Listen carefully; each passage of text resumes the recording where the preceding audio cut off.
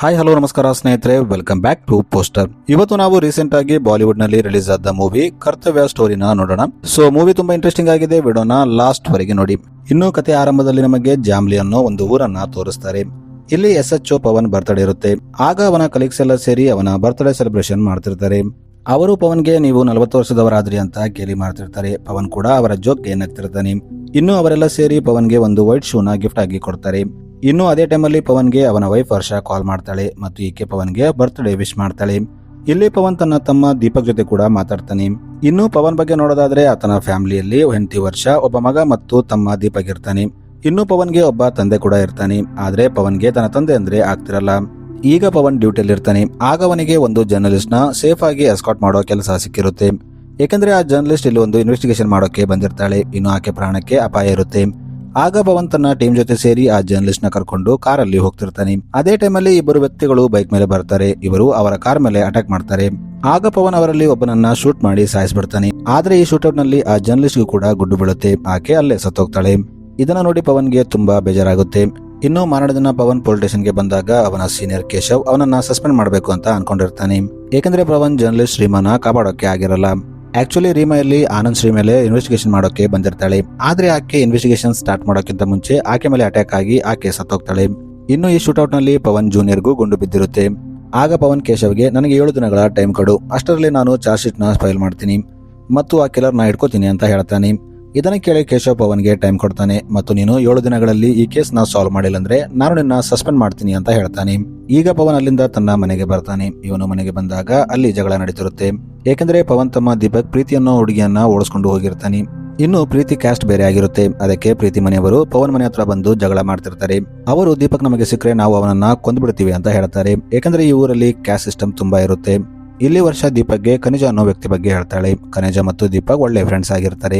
ಆಗ ವರ್ಷ ಪವನ್ಗೆ ನೀವು ಹೋಗಿ ಖನಿಜನ ಎನ್ಕ್ವೈರಿ ಮಾಡಿ, ಅವನಿಗೇನಾದ್ರೂ ಇನ್ಫಾರ್ಮೇಶನ್ ಗೊತ್ತಿರಬಹುದು ಅಂತ ಹೇಳ್ತಾಳೆ. ಇನ್ನು ಇಲ್ಲಿ ಪವನ್ ಮಗ ತನ್ನ ತಂದೆಗಾಗಿ ಬರ್ತ್ಡೇ ಗಿಫ್ಟ್ ತಂದಿರ್ತಾನೆ. ಪವನ್ ಅದನ್ನ ಓಪನ್ ಮಾಡಿ ನೋಡಿದಾಗ ಅದರಲ್ಲೂ ಕೂಡ ವೈಟ್ ಶೂಸ್ ಇರುತ್ತೆ. ಇದನ್ನು ನೋಡಿ ಪವನ್ ಡಿಸಪಾಯಿಂಟ್ಮೆಂಟ್ ಆಗ್ತಾನೆ. ಆದ್ರೂ ಅವನು ಅದನ್ನ ತನ್ನ ಮಗನಿಗೆ ತೋರಿಸಲ್ಲ. ಅವನು ತನ್ನ ಮಗನಿಗೆ ಗಿಫ್ಟ್ ಕೊಟ್ಟಿದ್ದಕ್ಕೆ ಥ್ಯಾಂಕ್ಸ್ ಅಂತ ಹೇಳ್ತಾನೆ. ಈಗ ಪವನ್ ಅಲ್ಲಿಂದ ಖನಿಜನ ಮೀಟ್ ಆಗೋಕೆ ಹೋಗ್ತಾನೆ. ಇಲ್ಲಿ ಪವನ್ ಖನಿಜಾಗೆ ದೀಪಕ್ ಬಗ್ಗೆ ಕೇಳ್ತಾನೆ. ಆದ್ರೆ ಅವನಿಗೆ ದೀಪಕ್ ಎಲ್ಲಿದ್ದಾನೆ ಅಂತ ಗೊತ್ತಿರಲ್ಲ.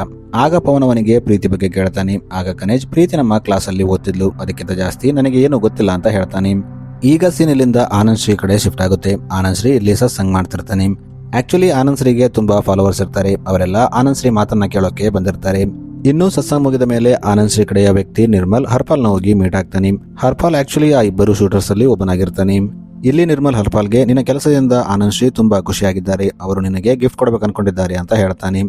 ಆದರೆ ನಿರ್ಮಲ್ ಮಾತಿಂದ ಹರ್ಪಾಲ್ಗೆ ಏನೋ ಡೌಟ್ ಬರುತ್ತೆ. ಅವನು ಇವನನ್ನ ಮುಗಿಸಬಹುದು ಅಂತ ಅನ್ಕೋತಾನೆ. ಅದಕ್ಕೆ ಅವನು ಅಲ್ಲಿಂದ ಸೀದಾ ಒಳಗೆ ಓಡೋಗ್ತಾನೆ ಮತ್ತು ತನ್ನ ಗನ್ ತಗೋತಾನೆ. ಅಷ್ಟರಲ್ಲಿ ನಿರ್ಮಲ್ ಕೂಡ ಅವನ ಮೇಲೆ ಫೈರಿಂಗ್ ಸ್ಟಾರ್ಟ್ ಮಾಡ್ತಾನೆ. ಹರ್ಪಾಲ್ಗೂ ಗನ್ ಫೈರಿಂಗ್ ತುಂಬಾ ಚೆನ್ನಾಗಿ ಬರ್ತಿರುತ್ತೆ. ಅದಕ್ಕೆ ಅವನು ನಿರ್ಮಲ್ ಮೇಲೆ ಅಟ್ಯಾಕ್ ಮಾಡಿ ಅಲ್ಲಿಂದ ಓಡೋಗ್ತಾನೆ. ಈಗ ಸೀನ್ ಪವನ್ ಕಡೆ ಶಿಫ್ಟ್ ಆಗುತ್ತೆ. ಅವನು ಅವನ ಕಲಿಗ್ ಹಾಸ್ಪಿಟಲ್ ನಲ್ಲಿ ಇರೋದನ್ನ ನೋಡಿ ಅವನ ಹತ್ರ ಹೋಗ್ತಾನೆ. ಈತನ ಹೆಸರು ಅಶೋಕ್ ಆಗಿರುತ್ತೆ.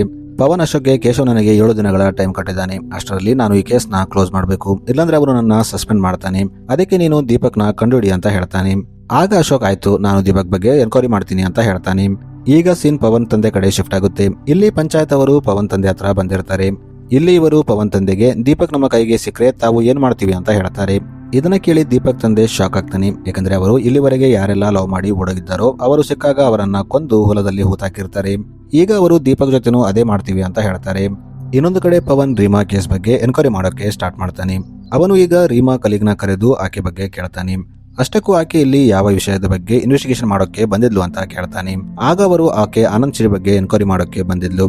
ಆನಂದ್ ನಡೆಸೋ ಒಂದು ಆಶ್ರಮದಲ್ಲಿ ತುಂಬಾ ಜನ ಮಕ್ಕಳಿರ್ತಾರೆ. ಅಲ್ಲಿ ಅವರಿಗೆ ತುಂಬಾ ಟಾರ್ಚರ್ ಕೊಡಲಾಗುತ್ತೆ ಮತ್ತು ಅಲ್ಲಿಂದ ಮಕ್ಕಳು ಮಿಸ್ ಆಗ್ತಾರೆ ಅಂತ ಹೇಳ್ತಾನೆ.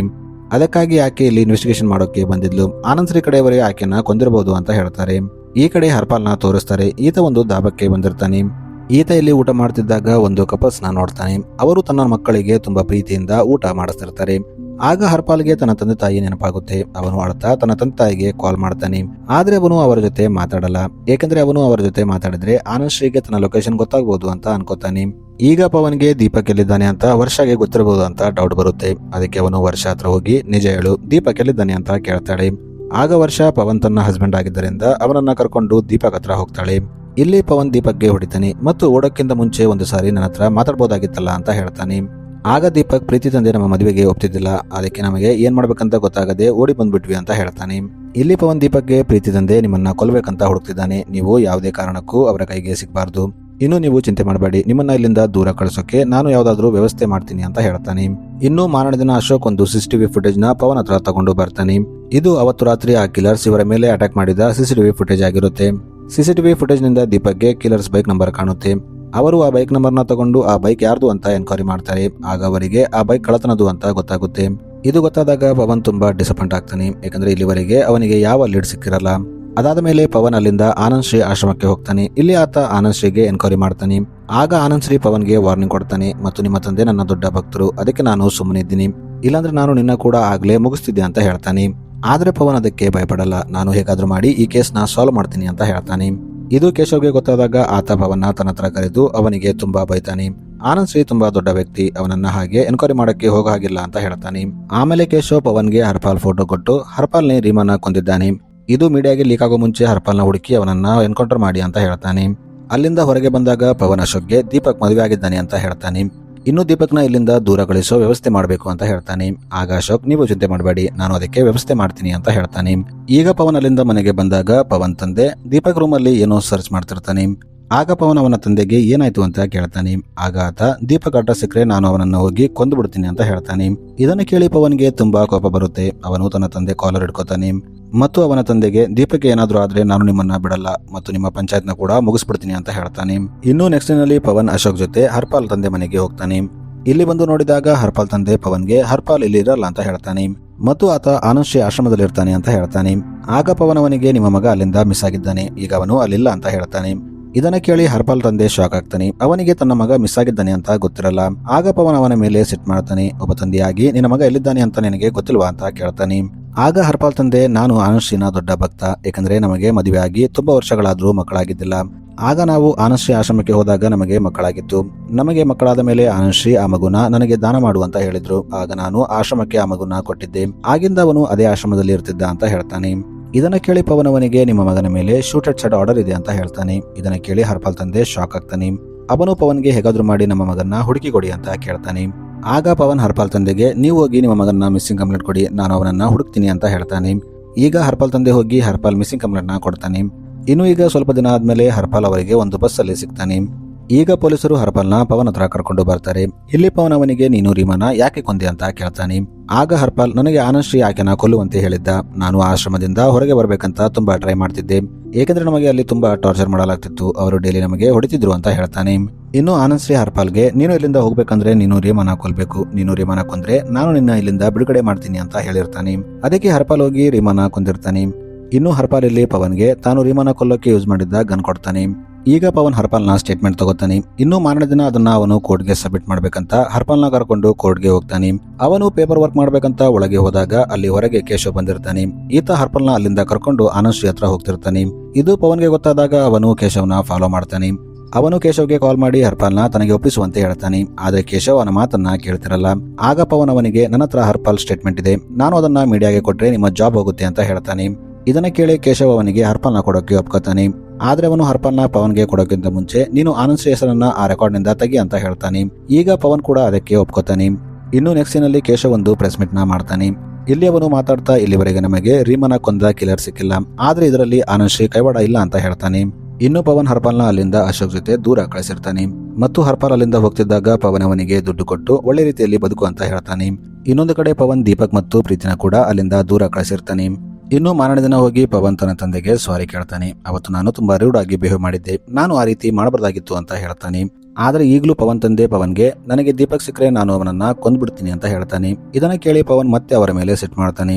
ಈಗ ಸ್ವಲ್ಪ ದಿನ ಕಳೆಯುತ್ತೆ. ಆಗ ಒಂದು ದಿನ ಹರ್ಪಾಲ್ ತಂದೆ ಪವನ್ ಹತ್ರ ಬರ್ತಾನೆ.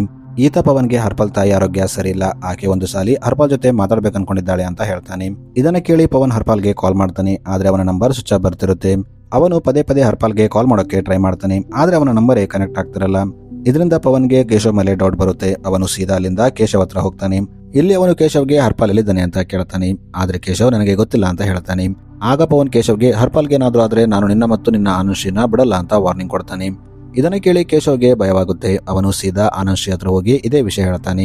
ಇದನ್ನ ಕೇಳಿ ಆನಂದ್ ಶ್ರೀ ಕೇಶವ್ಗೆ ನಾವು ಮೊದಲೇ ಈ ಕೇಸಿಂದ ಪವನ್ ನ ತೆಗಿಬೇಕಾಗಿತ್ತು ಅಂತ ಹೇಳ್ತಾನೆ. ಇನ್ನು ಮಾರನೇ ದಿನ ನಿರ್ಮಲ್ ಪವನ್ ಮನೆಗೆ ಹೋಗ್ತಾನೆ ಮತ್ತು ಅವನಿಗೆ ಇಲ್ಲಿ ವಾರ್ನಿಂಗ್ ಕೊಡ್ತಾನೆ. ನೀನು ಈ ಕೇಸಿಂದ ದೂರ ಉಳಿದಿಲ್ಲ ಅಂದ್ರೆ ನಿನ್ನ ಮತ್ತು ನಿನ್ನ ಫ್ಯಾಮಿಲಿನ ಮುಗಿಸ್ಬಿಡ್ತೀವಿ ಅಂತ ಹೇಳ್ತಾನೆ. ಆದ್ರೆ ಪವನ್ ಅವನ ಮಾತಿಗೆ ಭಯಪಡ್ತಿರಲ್ಲ. ನಾನು ನಿನ್ನ ಆನಂದ್ ಶ್ರೀನ ಬಿಡಲ್ಲ ಅಂತ ಹೇಳ್ತಾನೆ. ಆಗ ಅವರು ಕೋಪದಲ್ಲಿ ಅವನಿಗೆ ತುಂಬಾ ಹೊಡಿತಾರೆ ಮತ್ತು ಅವನಿಗೆ ನಿಮ್ಮ ತಂದೆ ಆನಂದ್ ಶ್ರೀಯ ದೊಡ್ಡ ಭಕ್ತರು, ಅದಕ್ಕೆ ನಾನು ಇಲ್ಲಿವರೆಗೆ ನಿನ್ನ ಬಿಟ್ಟಿದ್ದೀನಿ, ಇಲ್ಲಾಂದ್ರೆ ಆವಾಗಲೇ ನಿನ್ನ ಮುಗಿಸ್ಬೇಕಾಗಿತ್ತು ಅಂತ ವಾರ್ನಿಂಗ್ ಕೊಡ್ತಾನೆ. ಇಲ್ಲಾಂದ್ರೆ ಇಲ್ಲಿವರೆಗೆ ಹರ್ಪಲ್ನ ಕೊಂದಂತೆ ನಿನ್ನ ಕೂಡ ಕೊಲ್ತಿದ್ವಿ ಅಂತ ಹೇಳ್ತಾನೆ. ಇದನ್ನು ಕೇಳಿ ಪವನ್ಗೆ ಶಾಕ್ ಆಗುತ್ತೆ. ಈಗ ಅವತ್ತು ಹರ್ಪಲ್ನ ಅಶೋಕ್ ಕರ್ಕೊಂಡು ಹೋಗ್ತಿದ್ದಾಗ ಏನು ನಡೀತು ಅಂತ ತೋರಿಸ್ತಾರೆ. ಆಕ್ಚುಲಿ ಅಶೋಕ್ ಕೂಡ ಆನಂದ್ ಶ್ರೀಗಾಗಿ ಕೆಲಸ ಮಾಡ್ತಿರ್ತಾನೆ. ಅದಕ್ಕೆ ಅವನು ನಿರ್ಮಲ್ಗೆ ಕಾಲ್ ಮಾಡಿ ಹರ್ಪಾಲ್ ಲೊಕೇಶನ್ ನ ಹೇಳ್ತಾನೆ. ಆಗ ಅಲ್ಲಿ ನಿರ್ಮಲ್ ಬಂದು ಅಶೋಕ್ ಮೇಲೆ ಅಟ್ಯಾಕ್ ಮಾಡ್ತಾನೆ. ಆದ್ರೆ ಹರ್ಪಾಲ್ ಅಲ್ಲಿಂದ ಓಡೋಗ್ತಾನೆ. ಆಗ ಅಶೋಕ್ ಹರ್ಪಾಲ್ನ ಶೂಟ್ ಮಾಡಿ ಕೊಂದ್ಬಿಡ್ತಾನೆ. ಇದು ಗೊತ್ತಾಗಿ ಪವನ್ ಶಾಕ್ ಆಗ್ತಾನೆ. ಯಾಕಂದ್ರೆ ಅವನು ಅಶೋಕ್ನ ತುಂಬಾ ನಂಬಿರ್ತಾನೆ. ಆದ್ರೆ ಅಶೋಕ್ ಅವನಿಗೆ ಮೋಸ ಮಾಡಿರ್ತಾನೆ. ಇನ್ನು ನಿರ್ಮಲ್ ಅಲ್ಲಿಂದ ಹೋದ್ಮೇಲೆ ಪವನ್ ಅಶೋಕ್ನ ಕಾಲ್ ಮಾಡಿ ಕರೀತಾನೆ. ಇಲ್ಲಿ ಅಶೋಕ್ಗೆ ನಿರ್ಮಲ್ ಪವನ್ ಹತ್ರ ಬಂದು ಹೋಗಿದ್ದಾನೆ ಅಂತ ಗೊತ್ತಿರಲ್ಲ. ಆಗ ಪವನ್ ಅಶೋಕ್ಗೆ ನನಗೆ ನನ್ನ ತಪ್ಪಿನ ಅರಿವಾಗಿದೆ, ನಾನು ಆನಂದ್ ಶ್ರೀ ವಿರುದ್ಧ ಹೋಗಬಾರದಾಗಿತ್ತು, ಅದಕ್ಕೆ ನಾನು ಆನಂದ್ ಶ್ರೀ ಮತ್ತು ಕೇಶವ್ಗೆ ಸಾರಿ ಕೇಳಬೇಕು ಮತ್ತು ನನ್ನ ಹತ್ರ ಇರುವ ಸ್ಟೇಟ್ಮೆಂಟ್ ನ ಅವರಿಗೆ ಕೊಡಬೇಕು ಅಂತ ಹೇಳ್ತಾನೆ. ಇದನ್ನ ಕೇಳಿ ಅಶೋಕ್ ಪವನ್ಗೆ ನೀವು ಚಿಂತೆ ಮಾಡಬೇಡಿ, ನಾನೇ ಖುದ್ದಾಗಿ ಆನಂದ್ ಶ್ರೀ ಹತ್ರ ಮಾತಾಡ್ತೀನಿ ಅಂತ ಹೇಳ್ತಾನೆ. ಈಗ ಅವನು ನಿರ್ಮಲ್ಗೆ ಕಾಲ್ ಮಾಡಿ ಅಲ್ಲಿಗೆ ಕರೀತಾನೆ. ನಿರ್ಮಲ್ ಇಲ್ಲಿ ಬಂದಾಗ ಪವನ್ ಅವನಿಗೆ ಸಾರಿ ಕೇಳ್ತಾನೆ ಮತ್ತು ಹರ್ಪಾಲ್ ಸ್ಟೇಟ್ಮೆಂಟ್ ನ ಅವನಿಗೆ ಕೊಡ್ತಾನೆ. ಇದರಿಂದ ನಿರ್ಮಲ್ ತುಂಬಾ ಖುಷಿ ಆಗ್ತಾನೆ. ಈಗ ನಿರ್ಮಲ್ ಅಲ್ಲಿಂದ ಹೋಗ್ತಿದ್ದಾಗ ಪವನ್ ಅವನನ್ನ ಶೂಟ್ ಮಾಡಿ ಸಾಯಿಸ್ಬಿಡ್ತಾನೆ. ಇದನ್ನ ನೋಡಿ ಅಶೋಕ್ಗೆ ಶಾಕ್ ಆಗುತ್ತೆ. ಈಗ ಅಶೋಕ್ ಪವನ್ ಹತ್ರ ಬಂದು ನೀನ್ ಯಾಕೆ ಅವನನ್ನ ಕೊಂದೆ ಅಂತ ಕೇಳ್ತಾನೆ. ಆಗ ಪವನ್ ಅವನಿಗೆ ನಿನ್ನ ಬಗ್ಗೆ ನನಗೆ ಗೊತ್ತಾಗಿದೆ, ನೀನು ಕೂಡ ಅವರ ಜೊತೆ ಇದ್ದೀಯಾ ಅಂತ ಹೇಳ್ತಾನೆ. ಆಮೇಲೆ ಪವನ್ ನಿರ್ಮಲ್ ಗನ್ ತಗೊಂಡು ಅಶೋಕ್ಗೆ ಶೂಟ್ ಮಾಡ್ತಾನೆ. ಆಗ ಅಶೋಕ್ ಅವನಿಗೆ ನೀನು ನನ್ನ ಏನೋ ಕೊಲ್ತೀಯಾ, ಆದ್ರೆ ನಿನ್ನ ತಂದೆಗೆ ಏನ್ ಮಾಡ್ತೀಯಾ ಅಂತ ಕೇಳ್ತಾನೆ. ಆಕ್ಚುಲಿ ಪವನ್ ತಂದೆಗೆ ದೀಪಕ್ ಮತ್ತು ಪ್ರೀತಿ ಎಲ್ಲಿದ್ದಾರೆ ಅಂತ ಗೊತ್ತಾಗಿರುತ್ತೆ. ಆಗ ಅವರು ಅವನ ಮನೆಗೆ ಹೋಗಿ ಅವರನ್ನ ಸಾಯಿಸ್ಬಿಡ್ತಾರೆ ಮತ್ತು ಅವರನ್ನ ಹೊಲದಲ್ಲಿ ಹೂತಾಕಿರ್ತಾರೆ. ಇದನ್ನ ಕೇಳಿ ಪವನ್ಗೆ ಶಾಕ್ ಆಗುತ್ತೆ. ಅವನು ಪೂರ್ತಿಯಾಗಿ ಮುರಿದು ಹೋಗ್ತಾನೆ. ಏಕೆಂದ್ರೆ ಅವನಿಗೆ ಅವನ ತಂದೆ ಹಾಗೆ ಮಾಡ್ತಾರಂತ ಗೊತ್ತಿರಲ್ಲ. ಅವನು ಕೇವಲ ತನ್ನ ತಂದೆ ಸಿಟ್ಟಲ್ಲಿ ಹಾಗೆ ಹೇಳ್ತಿರ್ಬಹುದು. ಅವನ ಮಗನ್ನ ಅವನೇ ಯಾಕೆ ಕೊಲ್ತಾನೆ ಅಂತ ಅನ್ಕೊಂಡಿರ್ತಾನೆ. ಏಕೆಂದ್ರೆ ತನ್ನ ತಂದೆ ಕೇವಲ ಸಿಟ್ಟಲ್ಲಿ ಹಾಗೆ ಹೇಳ್ತಾರೆ, ಅವರು ದೀಪಕ್ನ ಕೊಲ್ಲಲ್ಲ ಅಂತ ಅನ್ಕೊಂಡಿರ್ತಾನೆ. ಆದ್ರೆ ಈಗ ನೋಡಿದ್ರೆ ಅವನ ತಂದೆಯೇ ದೀಪಕ್ನ ಕೊಂದಿರ್ತಾನೆ. ಈಗ ಪವನ್ ಕೋಪದಲ್ಲಿ ಅಶೋಕ್ನ ಸಾಯಿಸ್ಬಿಡ್ತಾನೆ. ಆಮೇಲೆ ಪವನ್ ಕೇಶವ್ನ ಕಾಲ್ ಮಾಡಿ ಅಲ್ಲಿಗೆ ಕರೀತಾನೆ. ಇಲ್ಲಿ ಈಗ ಮೀಡಿಯಾದವರು ಕೂಡ ಬಂದಿರ್ತಾರೆ. ಕೇಶವ್ ಇಲ್ಲಿ ಬಂದಾಗ ಪವನ್ ಇವರನ್ನೆಲ್ಲ ಕೊಂದಿದ್ದಾನೆ ಅಂತ ಅರ್ಥ ಮಾಡ್ಕೋತಾನೆ. ಆಗ ಪವನ್ ಕೂಡ ಹೌದು, ನಾನು ಇವರನ್ನೆಲ್ಲ ಕೊಂದಿದ್ದು, ಆದ್ರೆ ನೀನು ಸ್ಟೇಟ್ಮೆಂಟ್ ನಲ್ಲಿ ನಿರ್ಮಲ್ ಮತ್ತು ಅಶೋಕ್ ನಡುವೆ ಫೈರಿಂಗ್ ಆಗಿ ಅವರು ಒಬ್ಬರನ್ನೊಬ್ಬರು ಕೊಂದ್ಬಿಟ್ರು ಅಂತ ಹೇಳಬೇಕು, ಇಲ್ಲಾಂದ್ರೆ ನಾನು ಹರ್ಪಲ್ನ ಕನ್ಫೆಷನ್ ಮೀಡಿಯಾದವರಿಗೆ ಕೊಡ್ತೀನಿ ಅಂತ ಹೇಳ್ತಾನೆ. ಇದರಿಂದ ಕೇಶವ್ ಭಯಪಡ್ತಾನೆ. ಅವನು ಮೀಡಿಯಾ ಮುಂದೆ ಪವನ್ ಹೇಳಿದ ಸ್ಟೇಟ್ಮೆಂಟ್ ನೇ ಹೇಳ್ತಾನೆ. ಈಗ ಪವನ್ ಅಲ್ಲಿಂದ ಕೋಪದಲ್ಲಿ ತನ್ನ ಮನೆಗೆ ಬರ್ತಾನೆ. ಇಲ್ಲಿ ತನ್ನ ತಂದೆಗೆ ನಾವು ದೀಪಕ್ನ ಮೀಟ್ ಆಗೋಕೆ ಹೋಗ್ಬೇಕು, ರೆಡಿ ಆಗಿ ಅಂತ ಹೇಳ್ತಾನೆ. ಇದನ್ನ ಕೇಳಿ ದೀಪಕ್ ತಂದೆಗೆ ಏನು ಅರ್ಥವಾಗಲ್ಲ, ಯಾಕಂದ್ರೆ ಅವನು ಆಲ್ರೆಡಿ ದೀಪಕ್ನ ಕೊಂದಿರ್ತಾನೆ. ಈಗ ಪವನ್ ತನ್ನ ತಂದೆನ ರೆಡಿ ಮಾಡಿಸಿ ಹೊಲಕ್ಕೆ ಕರ್ಕೊಂಡು ಬರ್ತಾನೆ. ಇಲ್ಲಿ ಪವನ್ ತನ್ನ ತಂದೆಗೆ ತಂದೆ ಅಂದ್ರೆ ಕೇವಲ ಮಕ್ಕಳನ್ನ ಹುಟ್ಟಿಸೋದಲ್ಲ, ಅವರಿಗೆ ಒಳ್ಳೆ ಭವಿಷ್ಯವನ್ನು ಕೊಡಬೇಕು, ಅವರಿಗೆ ಒಳ್ಳೆ ಮಾರ್ಗದಲ್ಲಿ ನಡೆಯುವಂತೆ ಪ್ರೇರೇಪಣೆ ಮಾಡಬೇಕು. ಆದ್ರೆ ನೀನು 2 ಕಾರ್ಯದಲ್ಲಿ ಫೇಲ್ ಆಗಿದ್ದೀಯಾ, ನಿನ್ನಂತ ತಂದೆ ಯಾರಿಗೂ ಇರಬಾರ್ದು, ಮುಂದಿನ ಜನ್ಮದಲ್ಲೂ ನಾನು ನಿನ್ನ ಮಗನಾಗಿ ಹುಟ್ಟಕ್ಕೆ ಇಷ್ಟಪಡಲ್ಲ ಅಂತ ಹೇಳ್ತಾನೆ. ಆಮೇಲೆ ಅವನು ತನ್ನ ತಂದೆಗೆ ಶೂಟ್ ಮಾಡಿ ಸಾಯಿಸ್ಬಿಡ್ತಾನೆ. ಈಗ ಪವನ್ ತನ್ನ ಮನೆಗೆ ವಾಪಸ್ ಬರ್ತಾನೆ. ಅಲ್ಲಿ ಬಂದು ತನ್ನ ಹೆಂಡತಿ ಮತ್ತು ಮಗುನ ಹಗ್ ಮಾಡ್ಕೋತಾನೆ. ಈಗಿಂದ ತಾವು ಹೊಸದಾಗಿ ಜೀವನ ಸ್ಟಾರ್ಟ್ ಮಾಡ್ಬೇಕಂತ ನಿರ್ಧಾರ ಮಾಡ್ತಾನೆ. ಸೊ ಮೂವಿ ಇಲ್ಲಿಗೆ ಎಂಡ್ ಆಗುತ್ತೆ. Thanks for watching.